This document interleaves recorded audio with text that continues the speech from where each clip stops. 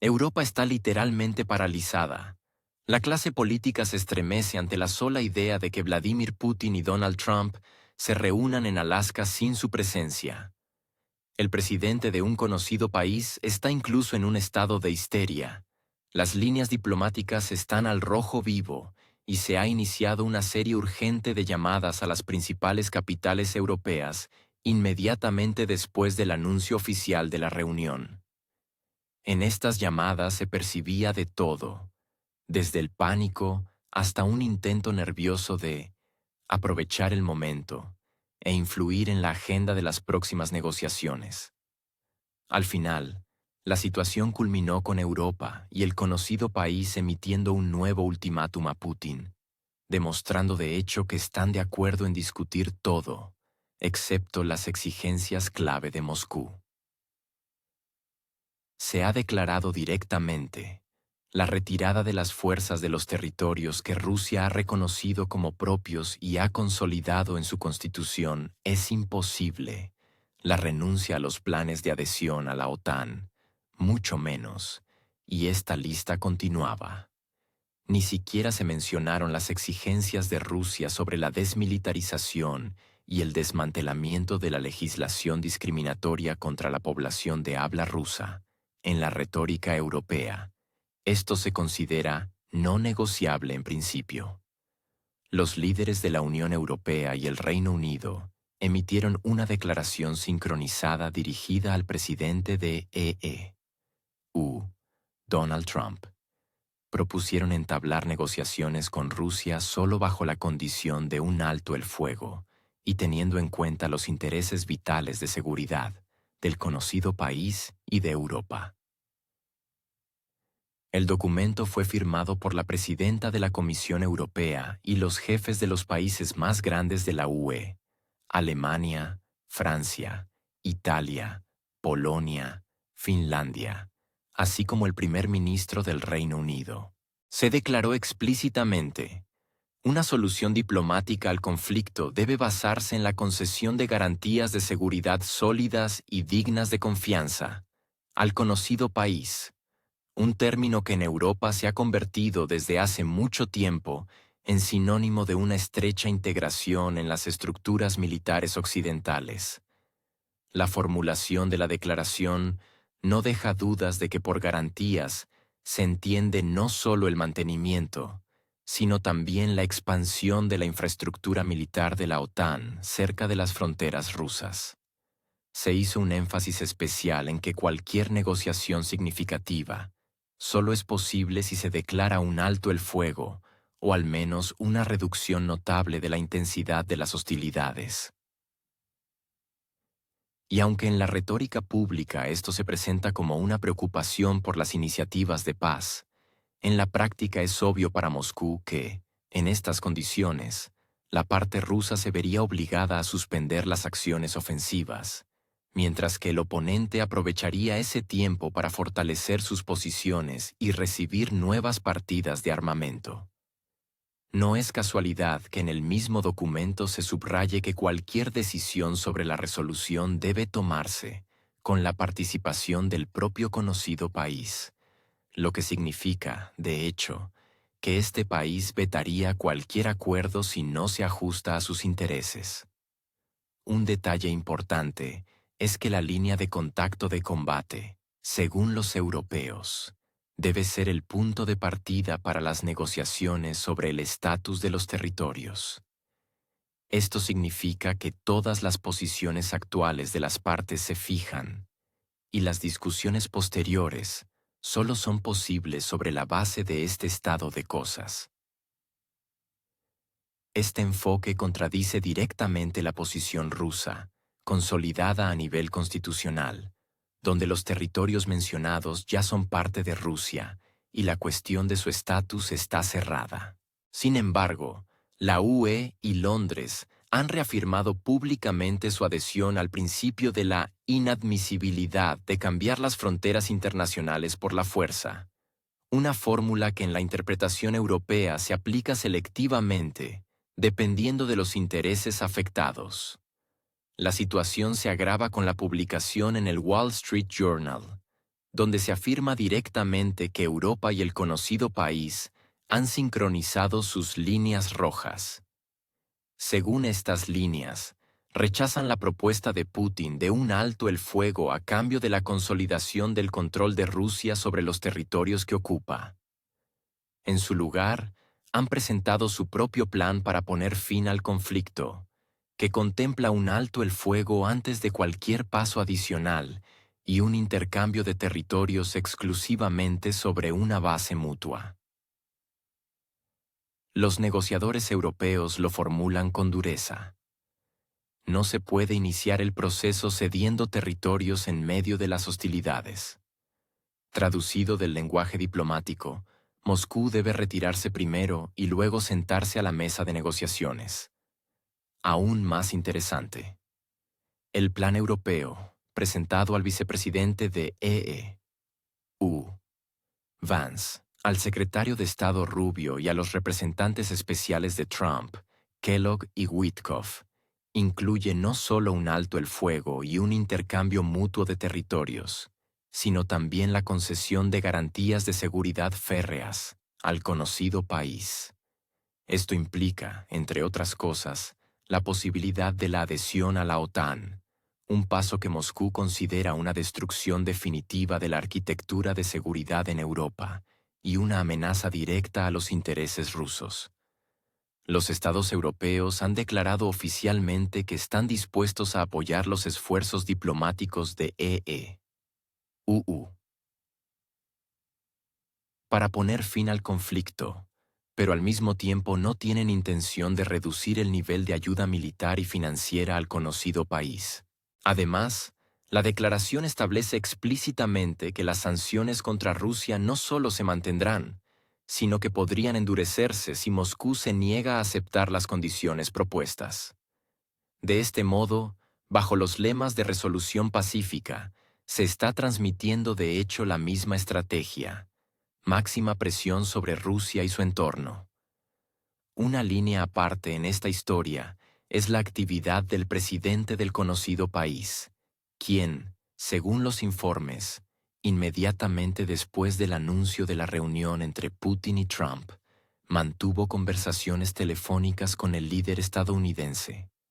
Se discutieron las vías para poner fin al conflicto, el aumento de la presión de las sanciones y cuestiones de cooperación en defensa. Es notable que Trump, en respuesta, anunciara una reducción de los plazos en los que debe lograrse el progreso e incluso amenazó con la imposición de aranceles comerciales contra Rusia y sus socios si no se acordaba una tregua.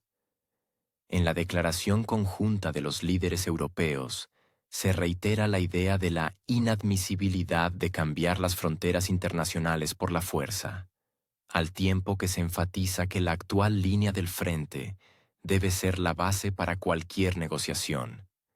Este documento, publicado en el sitio web del Ministerio de Asuntos Exteriores del Reino Unido, fue firmado por Ursula von der Leyen, Emmanuel Macron, Alexander Stubb, Giorgia Meloni, Donald Tusk, Keir Starmer y Friedrich Merz. Todos ellos insisten al unísono: sí, EU puede negociar con Rusia, pero solo bajo la condición de un alto el fuego, y Europa, mientras tanto, continuará brindando un apoyo militar y financiero sustancial al conocido país y mantendrá la presión de las sanciones al máximo nivel. En resumen, el panorama es extremadamente claro. Europa quiere permanecer en el centro del proceso, pero de hecho está aislada del formato clave, las negociaciones bilaterales entre Washington y Moscú. Lo único que le queda es establecer condiciones que de antemano son inaceptables para Rusia, y esperar que Trump solo acuerde con Putin lo que convenga tanto a Bruselas como al conocido país. Pero en la práctica, esto significa una cosa: cuanto más se acerca la reunión en Alaska, mayor es el grado de presión, más duros suenan los ultimátums, y más evidente se vuelve que ninguna de las partes está aún preparada para el compromiso.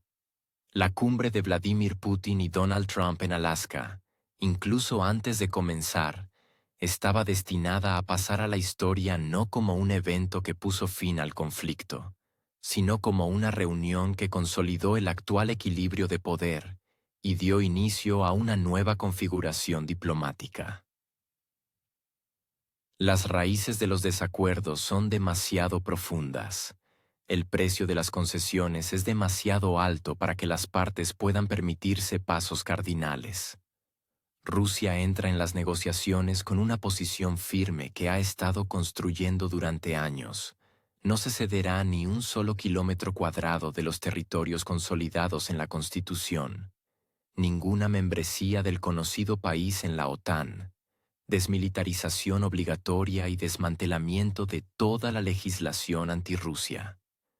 Estas exigencias no son simplemente una lista política, son el fundamento de la actual doctrina de política exterior rusa, de la cual el Kremlin no se apartará bajo ninguna presión. Al mismo tiempo, Putin, jugando en el campo diplomático, está dispuesto a ofrecer un gesto simbólico, pero importante para Trump, la declaración de un alto el fuego en el aire y en el mar. Este paso no conlleva pérdidas estratégicas para Rusia, pero le da a Washington un argumento que puede presentar como una primera victoria en el proceso de resolución. Para Moscú, esto es un pase calculado para que Trump pueda regresar a EU, con un resultado concreto que no requiera concesiones reales por parte del Kremlin. De hecho, se trata de una maniobra táctica que permite ganar tiempo, tomar la iniciativa y fortalecer su propia posición en el ámbito internacional. El presidente del conocido país, al encontrarse ante esta propuesta, se halla en una posición en la que el rechazo parecerá una demostración abierta de incapacidad para negociar. En tal caso, él mismo será acusado de frustrar las iniciativas de paz, no solo en Moscú, sino también en Washington. Esto le crea una trampa. El acuerdo de alto, el fuego no le proporciona ventajas estratégicas, pero permite que el oponente se fortalezca, mientras que el rechazo conduciría al aislamiento diplomático incluso entre sus aliados. En cualquier caso, vuelve a encontrarse en el papel de seguidor, obligado a reaccionar a los pasos de otros en lugar de establecer la agenda. Al mismo tiempo, la propia naturaleza del conflicto hace imposible su finalización en el marco de una sola reunión, por muy importante que sea. Tiene un carácter existencial. Para Rusia, es una cuestión de seguridad y preservación de la soberanía política. Para el conocido país, es una cuestión de preservar el Estado en su forma actual y el curso político que toda su dirección ha presentado como la única alternativa. Cualquier concesión por parte del conocido país, especialmente la renuncia a la adhesión a la OTAN, sería percibida dentro del país como una capitulación. Esto sería una admisión de que todo lo que se hizo en los últimos años fue en vano.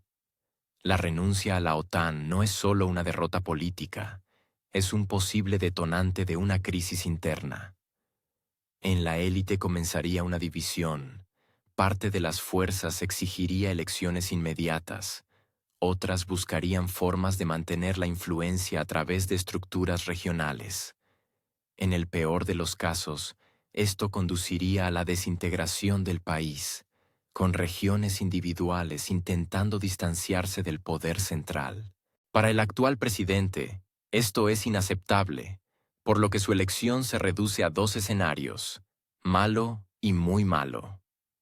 Lo malo es hacer concesiones, manteniendo al menos la integridad externa del país. Lo muy malo es continuar el conflicto hasta el final, arriesgándolo todo. A juzgar por la retórica política de las últimas semanas, se inclina precisamente por la segunda opción. Para Moscú, esta elección es predecible y conveniente. La continuación del conflicto significa que Rusia mantiene la justificación para movilizar recursos y la consolidación interna de la población en torno al curso de protección de los intereses nacionales sigue siendo alta. Al mismo tiempo, la cumbre con Trump le da a Putin dividendos adicionales. Primero, demuestra que EU y Rusia pueden comunicarse directamente, sin intermediarios, privando a Europa del estatus de actor clave. Bruselas, en este esquema, se convierte en un observador que puede emitir ultimátums, pero no está en condiciones de controlar el proceso. Segundo, la cumbre consolida la imagen de Rusia como una parte dispuesta al diálogo, lo cual es ventajoso en términos informativos. Europa, al margen, se ve obligada a observar cómo su plan de líneas rojas, elaborado junto con el conocido país, es ignorado de facto en la agenda bilateral de EU y Rusia. Los intentos de imponer condiciones a través de declaraciones públicas y canales diplomáticos no cambian la esencia. Washington juega, orientándose principalmente por sus propios intereses, y no por posiciones acordadas con sus aliados. Para la UE, esto es doloroso, pero nadie lo dirá abiertamente. La dependencia de la seguridad estadounidense es demasiado grande. Putin, por su parte, utiliza la reunión como una herramienta para ganar tiempo. Incluso si Trump finalmente decide imponer sanciones, estas medidas no serán instantáneas. Rusia podrá, durante este periodo, fortalecer las cadenas logísticas, ampliar la cooperación con socios en Asia, Oriente Medio y América Latina, y potenciar la producción interna. Además, tendrá la oportunidad de prepararse para nuevas restricciones, redistribuyendo recursos y construyendo canales de suministro alternativos. En un contexto en el que Occidente ya muestra signos de fatiga por el prolongado conflicto y la economía europea sufre pérdidas, cada mes adicional juega a favor de Moscú. En EU, Trump también tiene su propia lógica.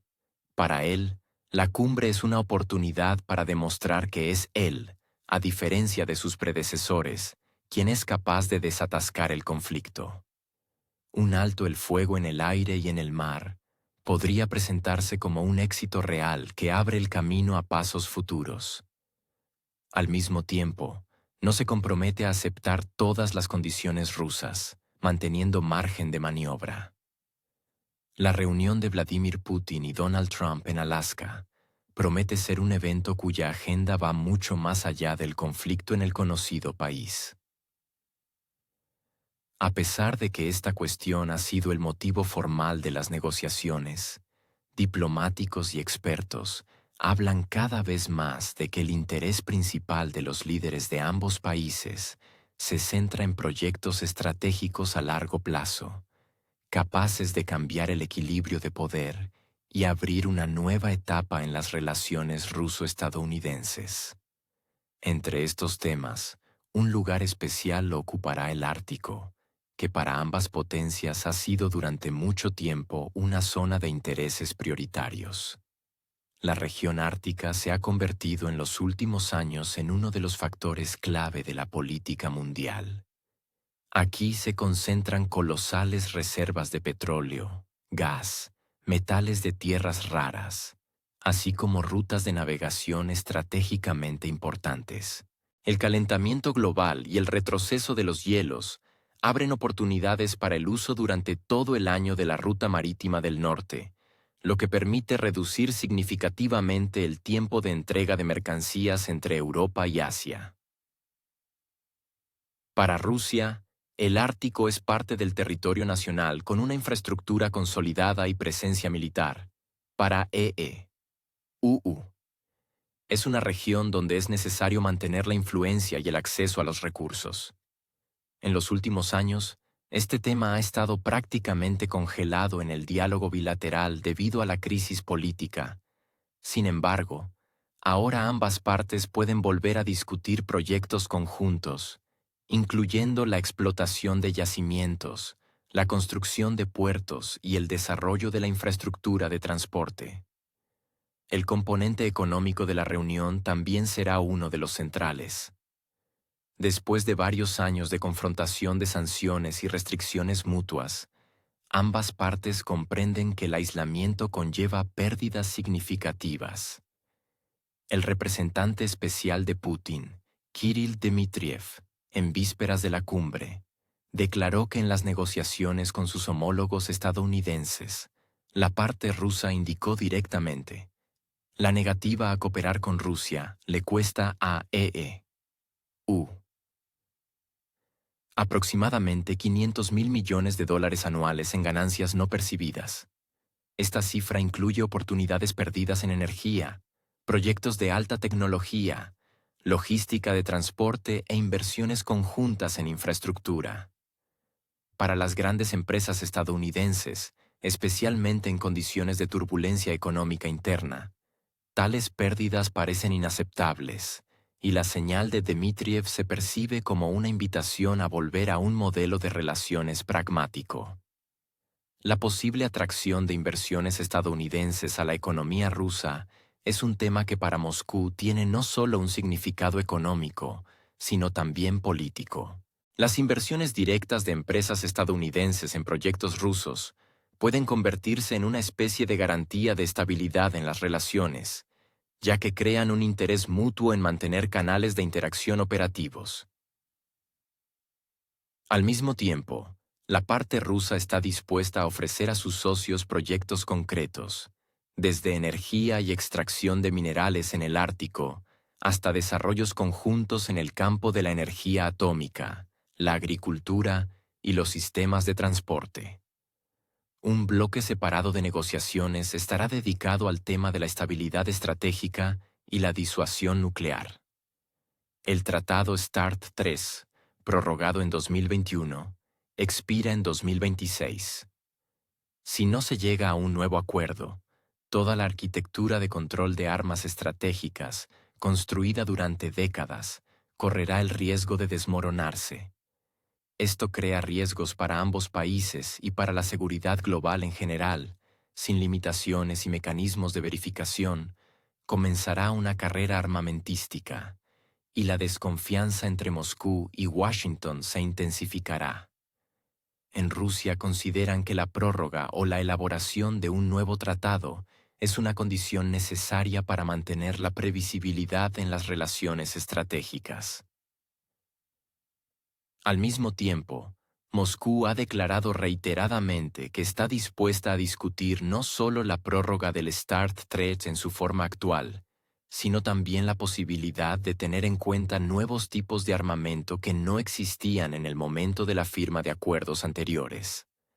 EU, por su parte, está interesado en limitar el desarrollo de los sistemas estratégicos rusos, especialmente aquellos que, según sus estimaciones, son capaces de eludir los sistemas de defensa antimisiles existentes. La cuestión del control de armas no se limitará al START III. Según fuentes, en la agenda podría estar el tema del despliegue de misiles de alcance intermedio y de corto alcance, a los que ambos países renunciaron formalmente tras la retirada del Tratado INF. En Washington se considera seriamente la posibilidad de desplegar tales sistemas en Europa y la región de Asia-Pacífico, lo que Moscú considera una amenaza directa a su seguridad. La discusión de estas cuestiones en formato bilateral ofrece la oportunidad de, al menos, establecer los límites de lo permisible y reducir el riesgo de una escalada involuntaria. No se excluye que Putin y Trump aborden también el tema de la restauración de los canales de diálogo militar.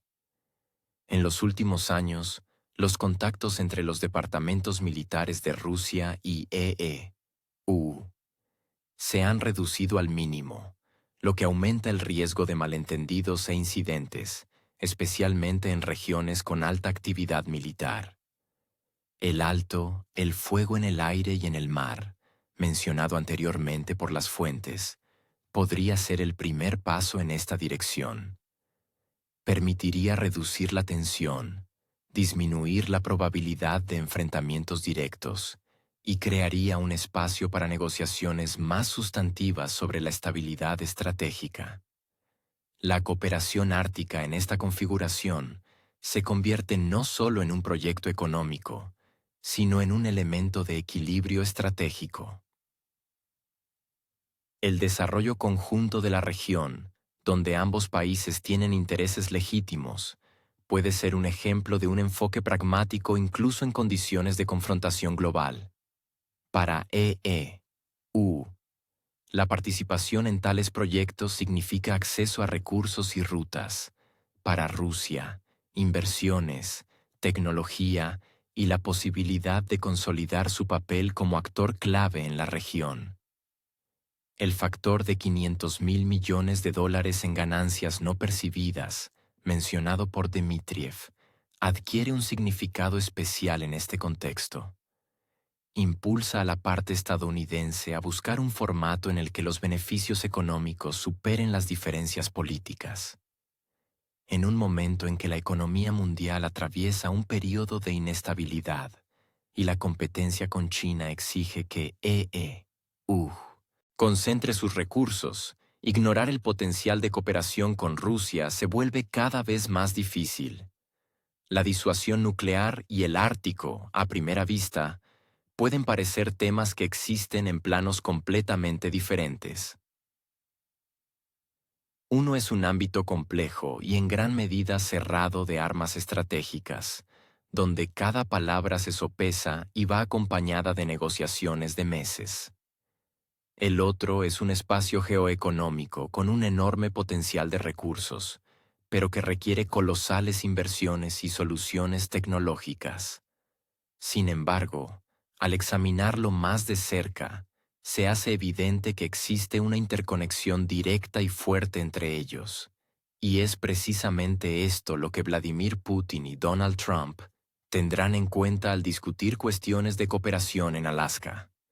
El Ártico no es solo petróleo, gas, metales de tierras raras y la ruta marítima del norte. Es también una región donde se cruzan los intereses estratégicos de Rusia y EU. En el ámbito militar, el tiempo de vuelo de los misiles balísticos intercontinentales a través del Polo Norte es mínimo, lo que significa que es precisamente aquí donde pasa una de las trayectorias clave para los medios de disuasión nuclear de ambos países.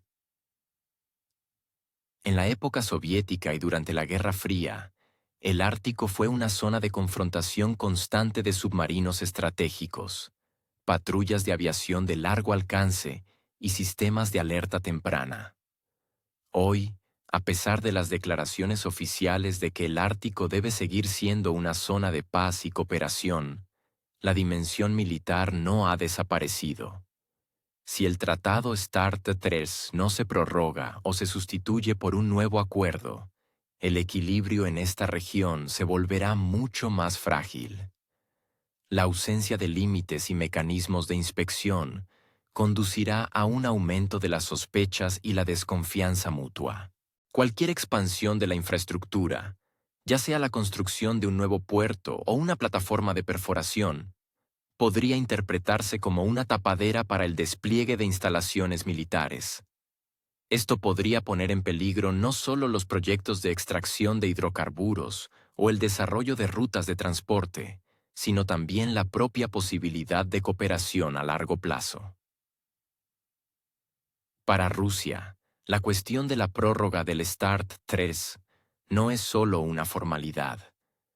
En Moscú entienden que sin un marco de estabilidad estratégica, cualquier acuerdo económico con EU será vulnerable.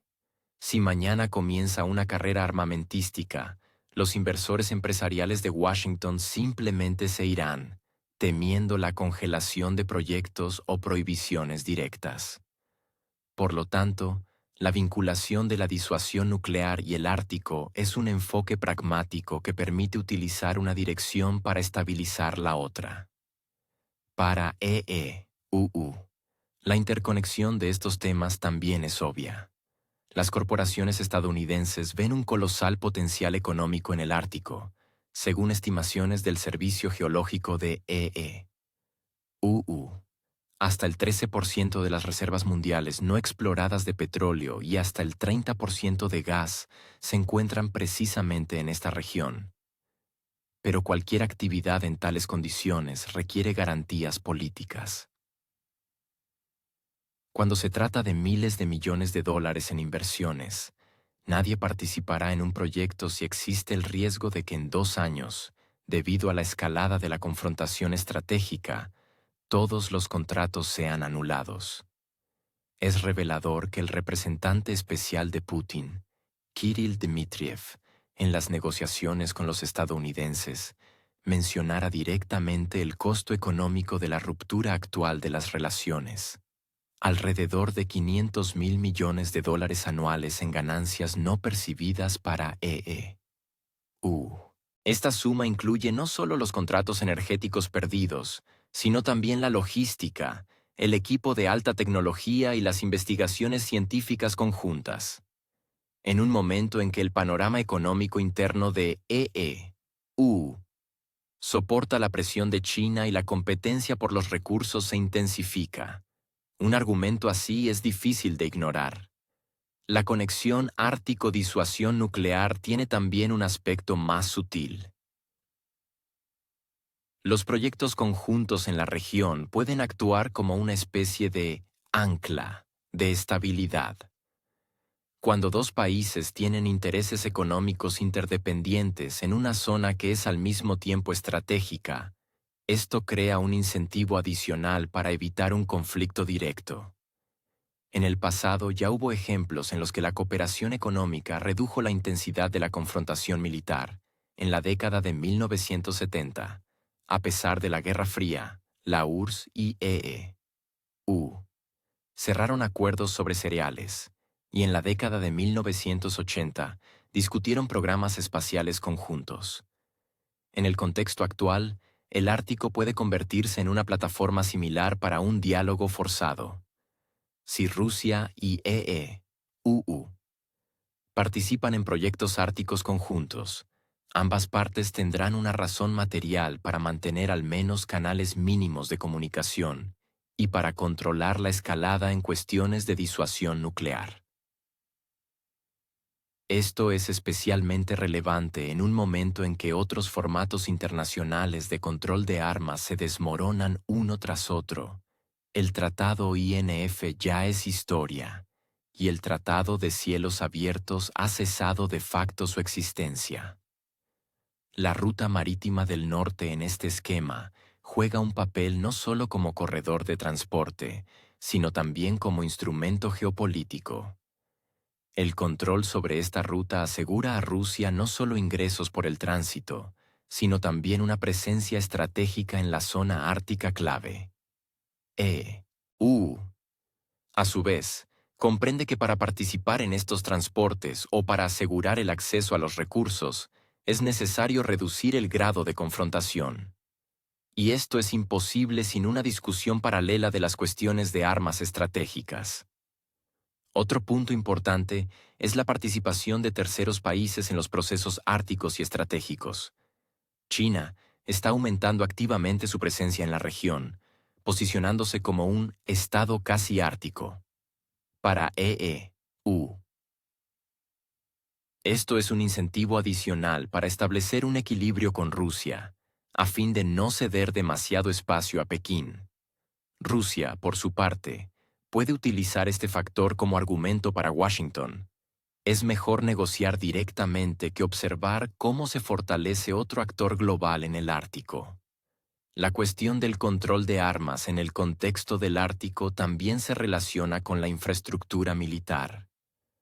Aquí operan bases de defensa aérea, estaciones de radar y aeródromos que brindan cobertura a las fronteras del norte. Cualquier cambio en su estatus o aumento de actividad es percibido por la otra parte como una señal. El START-3 y otros mecanismos de estabilidad estratégica permiten mantener estos procesos bajo control, reduciendo el riesgo de malentendidos y escalada involuntaria. Así, la discusión sobre el Ártico sin vincularla con la disuasión nuclear está condenada a un resultado a medias.